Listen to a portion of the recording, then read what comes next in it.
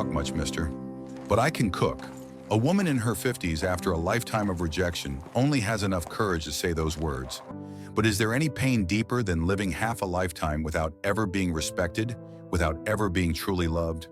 And can she, in a small kitchen in the Wild West, find late love and a home that truly belongs to her?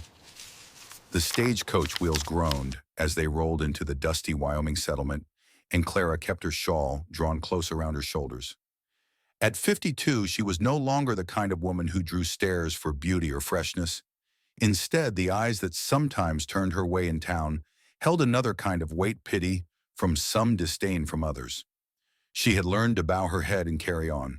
Her past clung to her like the smell of old smoke in a dress. Married off young to settle a debt, she had spent years in a house that never felt like home. Her husband's hands were harsh, his words harsher. When he finally abandoned her, she thought she might feel free. Instead, she was left with nothing but silence, a body worn from years of work, and a reputation she had never chosen. By the time she buried her parents, Clara had become what the world said: she was a woman too old, too large, too quiet to be of notice. Yet even in the hardest winters, she held on to one small ember of belief that she was still worthy of kindness. She guarded that ember carefully, never speaking of it, but it warmed her in secret. Now stepping off the stagecoach with a worn carpet bag, Clara felt the old weight of humiliation stir as she approached the cluster of men at the livery. She didn't expect their approval, nor their welcome. She only hoped for a chance. The job board at the Mercantile fluttered with papers advertising ranch hands, laundry work, and one notice in bold letters: cook needed at Bar T Ranch. Clara's hands trembled as she traced the letters. She had cooked all her life, not in fine kitchens, but in fire-lit rooms where she fed brothers, a sick mother, then a husband who never thanked her. Cooking had been her only language of care. Perhaps it could still mean something here. That evening, she walked the mile out of town to the Bar T. The air smelled of dust and cattle. In the fading light, she saw him, a tall man, shoulders stooped, with work leading a tired horse to water. He turned when she cleared her throat. "I don't talk much, mister," Clara said, her voice low, steady from practice. Then after a pause, she added, "But I can cook." For a long moment, the rancher, Thomas, just studied her. His eyes were weathered, lined by loss. He looked past her worn dress, past the gray threading her hair, and instead seemed to measure the resolve in her stance. He had lost his wife 2 winters ago. Since then, he had been raising 2 young children while trying to keep his ranch afloat. What he needed was someone steady, someone who would stay. Finally, Thomas gave a slow nod. "You're hired," he said simply. Clara's breath caught, though she didn't let it show. She bowed her head the way she always did when receiving less than she longed for, but inside her heart stirred. For the first time in years, someone had chosen her, not for her silence, not to pay a debt, but for something she could give. That night in the small bunkhouse kitchen, Clara lit a lamp and set her few belongings on the cot. The prairie wind moaned against the walls, but her hands found flour, water, and salt. She kneaded dough with the familiarity of someone who had survived by feeding others. As the bread baked, she allowed herself to breathe deeply. The silence of her life had not ended. But here in this place, perhaps silence would no longer mean invisibility. For the first time, Clara had been hired not as a burden, but as someone needed. Yet was she only there to fill a role? Or could this be the first step toward a life she never thought possible? The first morning on the Bar T Ranch, Clara rose before dawn. Old habits had carved their rhythm into her bones. Rise early, tend the fire, prepare bread. By the time the rooster crowed, the scent of biscuits and coffee drifted through the air. 2 small pairs of feet pattered into the kitchen, hair rumpled from sleep. A boy of about 7 and a girl just a year younger stood in the doorway, blinking at the sight of someone new. They had lost their mother not long ago, and though children learn to endure grief, had already taken something from their eyes. Clara knelt, careful not to crowd them. "There's warm bread on the table," she said softly. "Eat while it's fresh." They didn't speak, but hunger coaxed them forward. As they ate, crumbs clinging to their cheeks, Clara felt a tug in her chest. She had no children of her own life had seen to that, but something in the way these little ones devoured each bite filled her with a quiet ache. Later that morning, Thomas came in from the fields. He paused when he saw the children at the table with butter-slick smiles. He met Clara's gaze, and though he said nothing, a flicker of relief crossed his features. It had been months since he'd seen his children eat with such eagerness. Days unfolded in much the same way. Clara cooked simply stews, stretched with beans, cornbread crisped at the edges, roasted chicken when she could find it cheap in town. But it wasn't just the food. It was the way she hummed softly while stirring a pot, the way she wiped crumbs from the girl's chin, the way she left the lamp glowing when Thomas came in late, so he would not enter a dark house. Thomas had not asked for more than a cook. Yet as he leaned against the doorframe one evening, watching Clara braid the little girl's hair, he realized his home no longer felt hollow. The walls held warmth again. Still, Clara kept to her silence. She worked, she served, she endured the whispers in town when she went for supplies. That's the widow who works at the bar tea. Old, heavy. Can't imagine why Thomas hired her. She heard it, absorbed it, and said nothing. But in the privacy of her room, she sometimes pressed her palms to her face, wondering if her usefulness was the only reason she belonged. One evening, a storm rolled in fast. Rain hammered the roof, wind rattled the shutters. The children whimpered in their beds, so Clara gathered them close and told a story her mother once whispered to her about a tree that bent in the wind, but never broke. Her voice was steady, her hands warm, and slowly the children's breathing eased. Thomas, standing unseen at the doorway, listened. He had tried for months to soothe them, but grief always hovered. Now with Clara, the house felt less haunted. When she rose to leave the children's room, she nearly collided with him in the hall. For a long moment, they simply looked at one another. He cleared his throat. They haven't slept that soundly since. His voice broke and he left the sentence unfinished. Clara's eyes softened. Sometimes, she whispered, children don't need many words. They just need someone to stay. Thomas swallowed hard. He wanted to thank her, but gratitude felt too small for what she had given them. Clara had come only as a cook, yet already she had begun to stitch herself into the fabric of a broken family. But was this fragile piece a blessing or a new weight her heart could not bear? By the third week on the Bar T Ranch, the rhythm of Clara's days had become steady. She rose early, cooked, washed, tended to the children's needs, and kept the home alive with quiet labor. But even as the walls of the ranch house warmed with the smell of fresh bread and the sound of children's laughter, whispers outside those walls grew sharper. When Clara went into town for supplies, the whispers followed her like burrs clinging to her skirts. That's the one Thomas hired, a woman muttered near the mercantile counter. Must be desperate, another replied, lips curling. Who else would bring a woman like her into his home, heavy old plain as a fence post? Clara kept her head bowed, but each word stung. She placed her flour and beans on the counter, her hands steady though her chest ached. She had been called names all her life, mocked for her size, dismissed for her quietness, cast aside as if she were nothing but the husk of usefulness. Yet somehow the cruelty always found new ways to cut. Back at the ranch, she said nothing of it.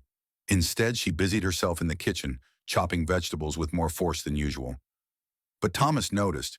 That evening, while the children dozed on the rug by the fire, he asked gently, Clara, are you troubled? She hesitated, then shook her head. It's nothing. But her eyes betrayed her. Thomas had known silence well. He carried it himself since losing his wife. He recognized the weight in Clara's gaze, the way she pressed her pain inward. Still, he didn't push. The children, however, sensed her unease. The boy tugged at her sleeve. You're not leaving, are you? He asked, his small voice tight with worry. Clara froze. She opened her mouth to deny it, but the truth lingered bitter on her tongue. She had considered it. Perhaps she should go before she became a burden, before the whispers reached Thomas's ears and made him regret his kindness. That night alone in her small room, Clara folded her few clothes into her carpet bag. She ran her hands along the worn leather, her heart aching. It is better to leave by choice than to be cast out once more, she told herself. She had lived through that humiliation before, her husband walking away, her family offering her up like payment. She could not bear it again. Yet as she placed the bag by the door, she paused. The children's laughter echoed faintly down the hall. Their faces had brightened since she arrived, their stomachs full, their fears eased by bedtime stories. Could she really walk away from them? The door creaked, and there was Thomas framed in the dim glow of the lantern. His eyes fell on the packed bag, then lifted to meet hers. You were leaving, he said quietly, not as an accusation, but as a truth laid bare. Clara's throat tightened. It isn't my place to stay. Folks in town, they talk. They say I'm not fit to be here, and maybe they're right. Maybe I've only made trouble for you. Thomas stepped closer, his brow furrowed. Is that what you believe? That my home is worse for your being in it? Clara could not answer. Tears welled, blurring her vision. She turned away ashamed to be seen so vulnerable. With her bag packed and her past whispering that she would never belong, Clara stood at the threshold of leaving once again. But would Thomas let her walk away, or finally speak the words she had waited her whole life to hear? The lantern between them flickered, casting long shadows across the floorboards. Clara stood with her carpet bag at her feet, shoulders bowed as if she were bracing for the words she thought must come. Words of dismissal, of confirmation that she was nothing more than a stopgap in a weary man's life. But Thomas did not send her away. He stepped closer, his boots heavy against the wood, and his voice low, but steady, filled the silence. Clara, he said, I didn't hire you for what the town thinks you are. I hired you because I saw a woman who wasn't afraid of work, who walked straight up to a rancher she didn't know and said, I can cook. Clara shook her head, tears catching in her throat. Cooking's not enough. Not for raising children, not for keeping a house, not for being a... She faltered, unable to say wife. Thomas's gaze softened. It's not just the cooking. It's the way my boy laughs again when you tell your stories. The way my little girl reaches for your hand instead of crying at night. It's the way this place feels alive again. Clara stared at him, hardly daring to breathe. But the whispers, he cut her off gently. I've buried a wife, Clara. I've walked through months of silence so deep I thought it might crush me. I don't give a damn what the town says. They don't live here. They don't sit at my table. They don't hear my children pray for you to stay every night. Her chest ached with something sharp, almost unbearable hope pressing against old scars. For years she had swallowed her words, endured, survived. And here was a man weathered as the land itself, telling her she was not just useful, but needed. She bent, picked up the bag, and set it back against the wall. Her hands trembled. I've left so many places, Thomas. Each time I thought maybe I wasn't meant to belong anywhere. I don't know if I can stand to hope again. Thomas reached out, not hurried, not demanding. He simply laid his calloused hand over hers. Then don't hope alone, he said quietly. Let's carry it together. The tears Clara had held back for years broke free. She covered her face with her hands and wept not with shame, but with the release of a weight she had carried too long. That night she did not sleep in her small room alone. Not yet in Thomas's bed, but in a deeper place at the heart of a home where she was allowed to belong. She stayed in the children's room, both little ones curled against her sides as thunder rolled outside. She hummed until they slept, her voice steady. When she finally looked up, Thomas stood in the doorway, leaning against the frame. He did not interrupt. He only watched, and when their eyes met, he gave a small nod that said more than words. You're here, and you are home. For the first time in decades, Clara felt not like a burden, but like a heartbeat in the center of a family. Yet even as she began to hope, old wounds whispered that joy was fragile. Could she truly allow herself to believe this belonging would last? The days that followed moved like water, smoothing the edges of a jagged stone. Clara found herself laughing at the children's jokes, humming while she kneaded dough, even daring to meet Thomas's eyes across the supper table without lowering her head. It felt dangerous, this quiet happiness, like a fragile bird nesting in her chest. But old scars do not fade easily. One afternoon, Clara walked into town to fetch flour and soap. The mercantile was crowded, the smell of kerosene and leather thick in the air. As she placed her goods on the counter, she heard the sharp voice of Mrs. Larkin, a rancher's widow known for her cruelty. Imagine Thomas Barrow, the woman sneered. Hiring a woman like that, past her prime, thick as a hog, and walking about as if she were mistress of a real home. A ranch cook, nothing more. Laughter rippled through the room. Clara froze, her hands tightening on the edge of the counter. She kept her gaze down, willing herself to remain invisible. But she could not unhear the words. They sank into her skin like thorns. By the time she returned to the ranch, her chest felt hollow. She prepared supper in silence, her hands moving by habit but her spirit far away. Thomas noticed. After the children went to bed, he leaned against the doorframe of the kitchen, his voice low. "You're carrying something heavy again." Clara shook her head. "It's nothing," but Thomas stepped forward. "Clara." The firmness in his tone made her look up. "Tell me." Her lip trembled and the words burst out before she could stop them. "They said I was nothing more than a cook, that you'd taken me in because no one else would, that I'm too old, too heavy, too." Her voice cracked. She turned away, ashamed of the tears streaking her cheeks. Thomas crossed the kitchen in 2 strides. He didn't argue, didn't deny that the town had said such things. Instead, he placed his rough hands on her shoulders, steady and sure. "Let them talk," he said. "They don't know you. They don't see how my children cling to your skirts, how this house has light again because of you. You are not here because I pitied you. You are here because I need you, because you've given us life again." Clara wanted to believe him. God, she wanted to. But years of rejection pressed against her heart like iron bars. "And if one day you change your mind, if you look at me and see what they see," Thomas's voice softened, but there was steel beneath it. "Then I'd be a fool, and I am not a fool." Her breath caught. For the first time, she let herself lean into his words as if they could hold her upright. That night after the lantern was dimmed, Clara lay awake. She thought of her first marriage, of the husband who mocked her body and left her with nothing but shame. She thought of the nights she cried into her pillow, wondering if she would ever be more than a shadow in her own life. And now Thomas's children called her Ma, without hesitation. Thomas himself spoke to her with respect, not as someone owned or tolerated, but as someone chosen. Still, her fear lingered. Could she trust this fragile bond, or would it shatter like every hope she had clung to before Clara's heart longed to believe Thomas's words, but her past echoed with betrayal? Could she silence those ghosts long enough to step fully into the love opening before her? The next Sunday dawned clear and sharp, the sky painted with the palest blue. Clara tied her bonnet beneath her chin and straightened the children's collars. It had been weeks since she dared walk into the town's small white church, but the children begged, and Thomas quietly added, "It would mean a lot if you came." Her hands trembled as she smoothed her dress, one of the few she owned. She was proud of it once, before years of ridicule made her see only its tight seams and faded hem.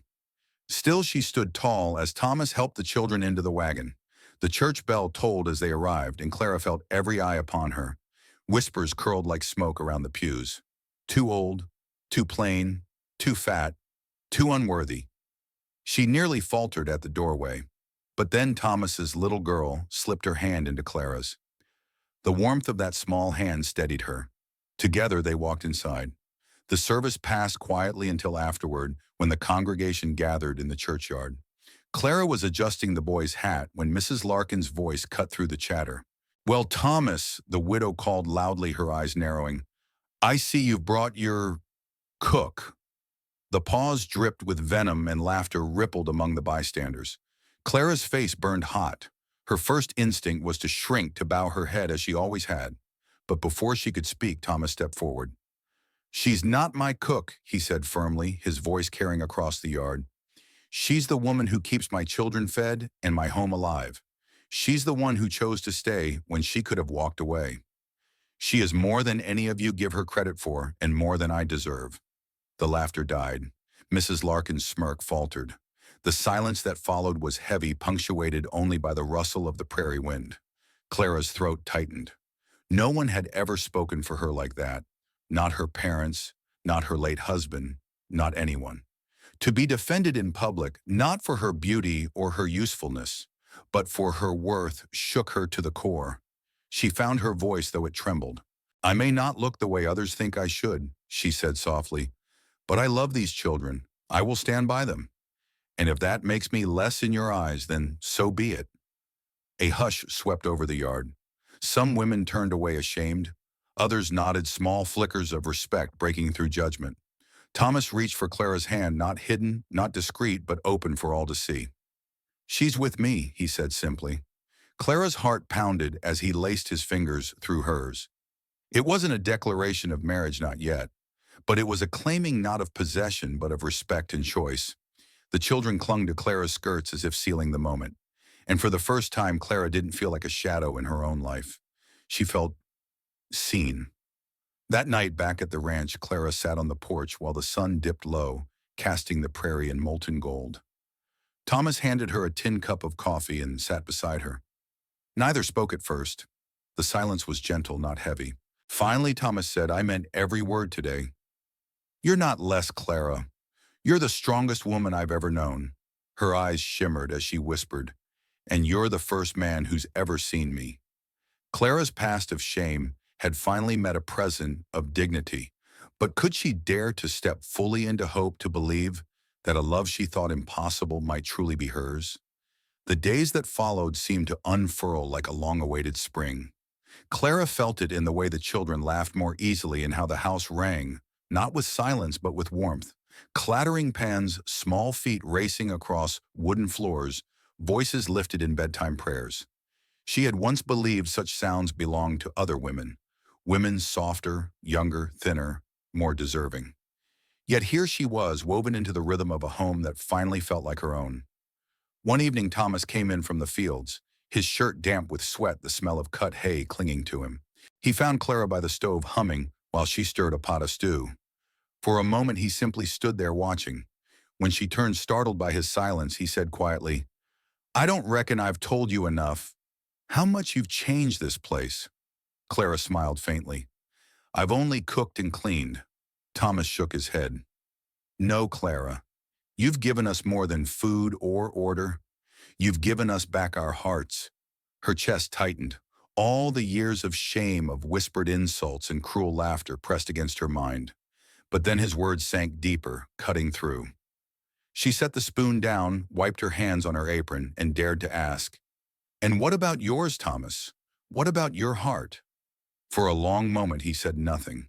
The room was filled with the faint crackle of the fire. Then he stepped closer, his voice raw. "My heart was buried with my wife. At least that's what I told myself. But you," he swallowed, meeting her eyes, "you've shown me it can live again. If you'll have me not as a cook, not as a caretaker, but as a partner.